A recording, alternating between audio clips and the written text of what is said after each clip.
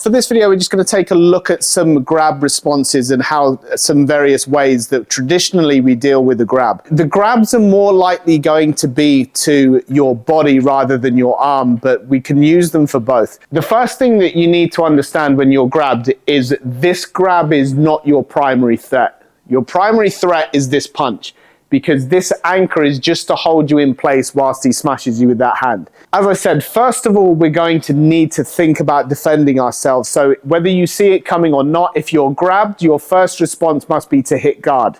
Now, if your hands go up, they can either go up on the inside of the arm here or on the outside of the arm, whichever is your quickest response. If we look at this technically with this tiger application, if you start on the inside, we're going to take the left hand and circle it down and around and then crunch straight into lung 5.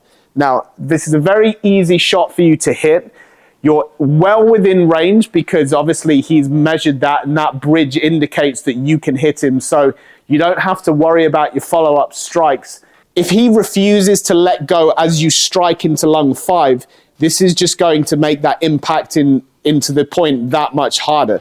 So if I slam into that point here, I'm going to push down and his elbow is going to naturally want to bend. Even if it's rolled over slightly, that movement here is either going to add a lot of stress to the elbow, or if you hit straight onto lung 5, if he holds that relatively straight, the pain response will be enough to make him think about something. So as you slam down with that movement here, you're then going to re-attack with the tiger claw straight over the top. Okay, this is very, very traditional. Obviously, you don't have to use the claw. A punch, if you're close enough, you can hit with the elbow or anything you want. But the thing is, you want to make sure that this right hand stays up in case he wants to start hitting you. If you close that gap and he crashes and he brings his elbow up, you also have to be aware of that too. So closing the range by slamming into the elbow is going to cause some problems that you need to be aware of. So as I slam down, my right hand stays up in guard again.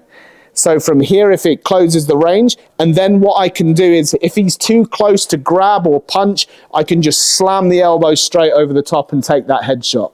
Obviously, you don't have to use the tiger claws, but the tiger claws help you to bring tension to your forearm. So you need to have a nice rigid structure so that when you slam into the elbow, it's going to cause some damage. If he's a big, strong guy and you slam in and you don't find that elbow, that's not going to move. So that's why you need to keep this guard hand up. So as I strike down here, I can then turn my body and slam into his head. So that keeps everything nice and close. In the very unlikelihood that you get grabbed on the arm, the application works the same. So all I'm going to do is I'm going to circle it around and you see how it affects his body. So if I take it into a nice small circle like this, his body is going to react. Now, if he lets go, great, that's what we kind of want. If he doesn't let go, it's even better for us. So from here, if he grabs on nice and tight, it doesn't matter which way his hand's up. So if I can get over the top of the back of his arm this way, he only has to contort just for a split second, and then I can either take the gallbladder points that are on the side of the ribs, or I can just work to the head if I can reach that. But that movement of circling the arm, even in a very tight circle like this, is going to be what gets you out of that grab.